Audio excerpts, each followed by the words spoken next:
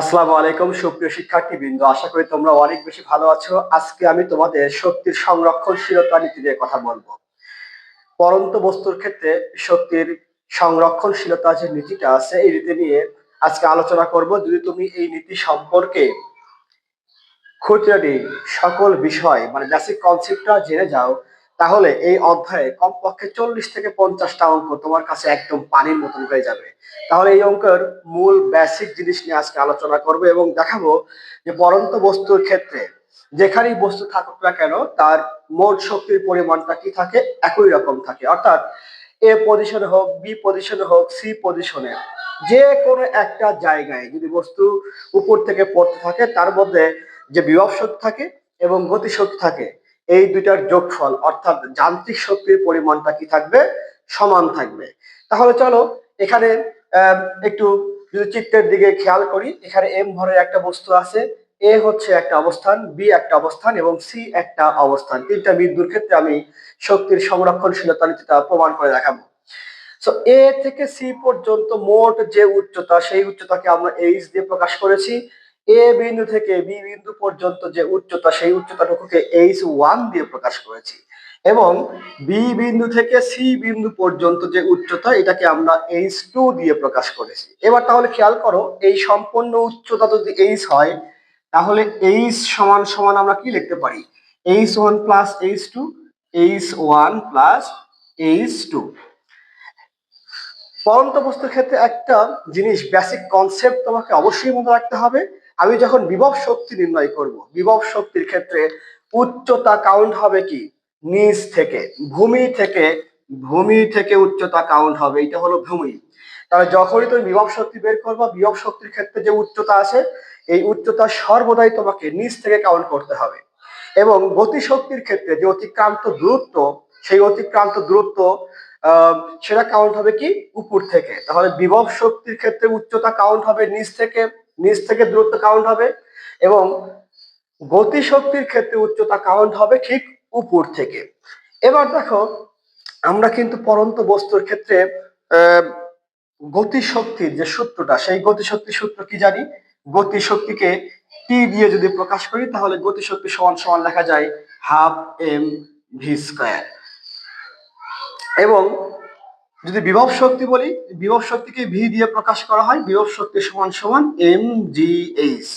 এখন এই শক্তির সংরক্ষণশীলতা নীতিটা কি, যেখানেই যাক এই বিভব শক্তি আর গতি শক্তির যোগফলটা কি হবে, সমান হবে। অর্থাৎ এই বিন্দুতে টি আর ভির যোগফল যা হবে, বি বিন্দুতে এই টি আর ভির যোগফল একই রকম হবে, এবং সি বিন্দুতে টি আর ভি অর্থাৎ বিভব শক্তি এবং গতি শক্তির যোগফলটা কি হবে, সমান হবে। তাহলে শুরুতে আমি এ বিন্দুতে মোট কি পরিমাণ শক্তি, যান্ত্রিক শক্তি আছে, এইটা আমি নির্ণয় করব। তাহলে আমি যদি বলি যে এ বিন্দুতে এ বিন্দুতে এ বিন্দুতে বিভব শক্তি, এ বিন্দুতে বিভব শক্তি, সো বিভব শক্তিকে প্রকাশ করি আমরা কি দ্বারা, ভি দ্বারা। এ বিন্দুর ক্ষেত্রে ভি এ, এটা সমান সমান কি এম জি এইচ। দেখো, এ বিন্দুতে যখন বস্তুটা আছে তখন কিন্তু উচ্চতা কাউন্ট হবে একদম ভূমি থেকে শেষ পর্যন্ত। আমরা বলছিলাম বিভব শক্তির ক্ষেত্রে উচ্চতা কাউন্ট হয় কি থেকে, ভূমি থেকে ওই বিন্দু পর্যন্ত। সো ভূমি থেকে সি বিন্দু থেকে এ বিন্দু পর্যন্ত যে উচ্চতা, সেই উচ্চতা কিন্তু এইচ। সো এই ক্ষেত্রে উচ্চতাটা কি হবে, এম জি এইচ। ওকে। এবার এ বিন্দুতে যদি আমি গতি শক্তি বের করি, এ বিন্দুতে যদি গতি শক্তি বের করি, সো গতি শক্তিকে আমরা প্রকাশ করি টি দিয়ে। টি এ সমান সমান কি হবে, হাফ এম ভি স্কয়ার। এখানে ভি স্কয়ারকে তুমি চাইলে সূত্রের মাধ্যমে কনভার্ট করে উচ্চতাতে নিয়ে আসতে পারো। তার চেয়ে বেটার হলো সর্বোচ্চ বিন্দু, এ একটা বিন্দু যেখানে কিন্তু তার বেগ, শুরুতে তার কোনো বেগ নাই। সো আমরা বলতে পারি যে এখানে ভির মানটা 0। অথবা তুমি চাইলে এখানে একে কনভার্ট করতে পারো কিভাবে, যে হাফ এম ভি স্কয়ারকে কি লিখতে পারি, ইউ স্কয়ার প্লাস 2gh। দেখো, এই যে 2gh, বস্তু যখন উপর থেকে নিচের দিকে পড়বে তখন সেই দূরত্বটা কিন্তু এইচ এর মান। তো বস্তু তো আমার এই বিন্দুতে স্থির অবস্থায় আছে, এই ক্ষেত্রে কিন্তু এইচ এর মানটা কি শূন্য। তাহলে আমি যদি এখানে এইচ এর মান শূন্য বসাই, শুরুতে তার আদি বেগটাও শূন্য, তার মানে কি এখানে হাফ ইন্টু এম ভরের বস্তু ইউ এর মান শুরুতে তার বেগটি ছিল কি জিরো, জিরো পুর স্কোয়ার করলে zero, two into G H এর মান কি তার কোনো পরিমাণ দূরত্বই অতিক্রম করে নাই, এই ক্ষেত্রে এইচ এর মান কিন্তু শূন্য। তাহলে ফাইনালি কি দাঁড়ালো হাফ ইন্টু এম, এখানেও শূন্য এখানেও শূন্য, আলটিমেটলি এর মান দাঁড়ানো হচ্ছে আমার শূন্য। অথবা আমি একটা কাজ করতে পারি কি, শুরুতে যেহেতু বেগ নাই, সো বেগ যদি না থাকে তাহলে এখানে বেগের মানটা জিরো পুট স্কোয়ার করলে এই মানটাও কি আসবে জিরো। সো তুমি চাইলে এইভাবে করতে পারো, না হলে যদি উচ্চতা দিয়ে করতে চাও তাহলে কিন্তু এইভাবে করতে পারো। এখন দেখো যে এই যে বিভব শক্তি এবং গতি শক্তি, তাহলে এখানে মোট শক্তি কত দাঁড়ালো, এখানে এ বিন্দুতে এ বিন্দুতে মোট শক্তি কত হলো, মোট শক্তি ভি এ যোগ টি এ সমান সমান এম জি এইচ প্লাস শূন্য সমান সমান এম জি এইচ। তাহলে আমার এ বিন্দুতে মোট শক্তির যে পরিমাণ এটা কিন্তু এম জি এইচ। ওকে, এবার ধরলাম যে বস্তুটা এম ভরের যে বস্তু আছে এই বস্তুটা এ বিন্দু থেকে এখন কোথায় আসছে বলতো, বি বিন্দুতে। যখন বি বিন্দুতে আসবে তখন সে অতিক্রান্ত দূরত্ব কতটুকু অতিক্রম করছে, এইচ ওয়ান পরিমাণ, কারণ এখান থেকে এইটুকুর যে উচ্চতা বা দূরত্ব সেটার মান কিন্তু এইচ ওয়ান। সো এখানে বি বিন্দুর ক্ষেত্রে তার গতিশক্তিও থাকবে, বিভব শক্তি থাকবে। এবার যদি লিখি যে বি বিন্দুতে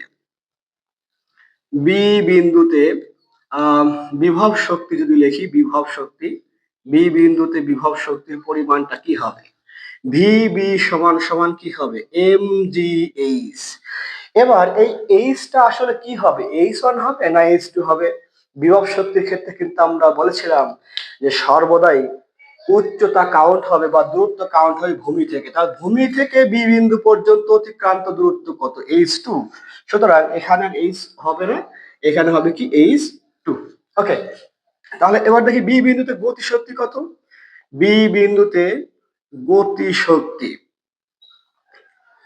বি বিন্দুতে গতি শক্তির পরিমাণটা যদি টি বি দিয়ে প্রকাশ করি এটাকে বলবো কি half M V square.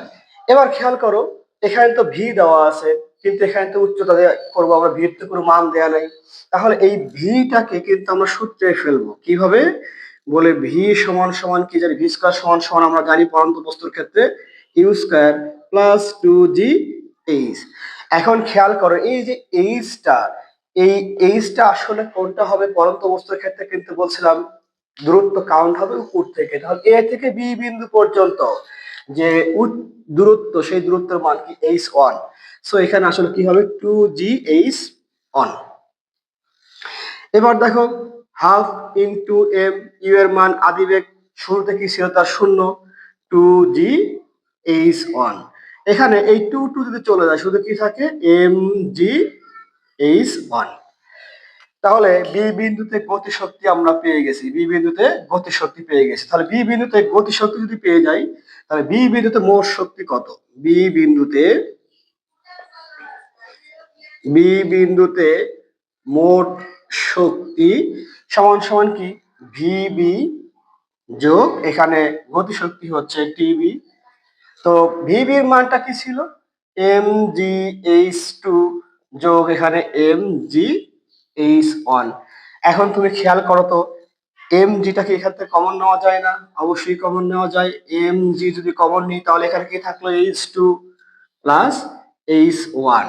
So H two আর এইচ ওয়ান যদি যোগ করি তাহলে কি আসে, এই যে এইচ টু আর এইচ ওয়ান যোগ করলে আমার আসে হচ্ছে এইচ। সো এইটা সমান সমান আমি পাই হলো এম জি এইচ।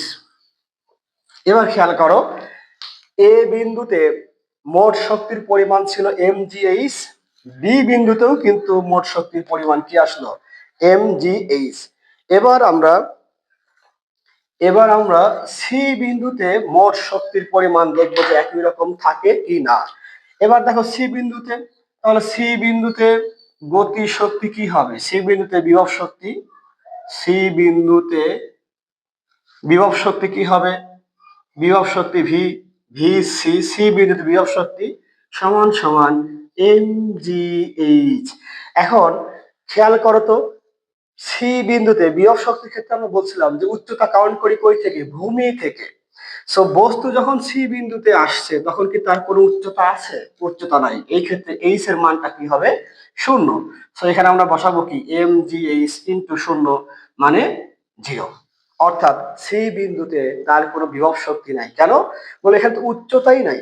সো এখানে বিভব শক্তি থাকার কোনো প্রশ্নই আসে না। তাহলে সি বিন্দুতে গতি শক্তি কত আছে? সি বিন্দুতে, সি বিন্দুতে যদি গতি শক্তি দেখি, গতি শক্তি, সো গতি শক্তি হচ্ছে টি সি, টি হলো গতি শক্তি, সি বিন্দুতে গতি শক্তি সমান সমান half M V square.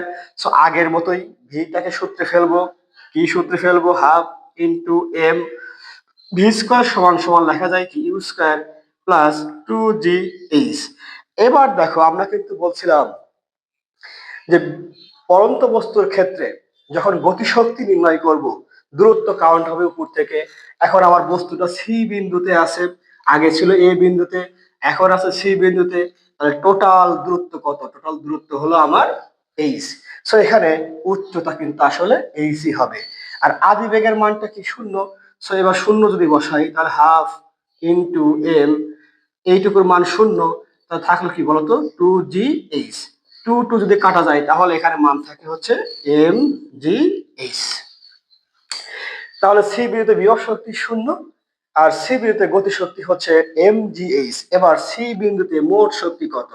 C বিন্দুতে, সি বিন্দুতে মোট শক্তি, মোট শক্তি হলো T C plus V C. T সির মান কি? এম জি এইচ যোগ হচ্ছে শূন্য মানে এম জি এইচ। এবার খেয়াল করে দেখো, এ বিন্দুতে, এ বিন্দুতে মোট শক্তির পরিমাণ mgh, বি বিন্দুতে মোট শক্তির পরিমাণ mgh, সি বিন্দুতে মোট শক্তির পরিমাণ mgh। অর্থাৎ একটা বস্তু যেখানেই থাকুক না কেন তার মোট শক্তি, বিভব শক্তি এবং গতি শক্তির পরিমাণ অর্থাৎ যান্ত্রিক শক্তির পরিমাণটা কি থাকে? সমান থাকে। আশা করি তোমরা এই অঙ্কটা, এই বেসিক কনসেপ্টটা খুব ভালো করে বুঝতে পেরেছো।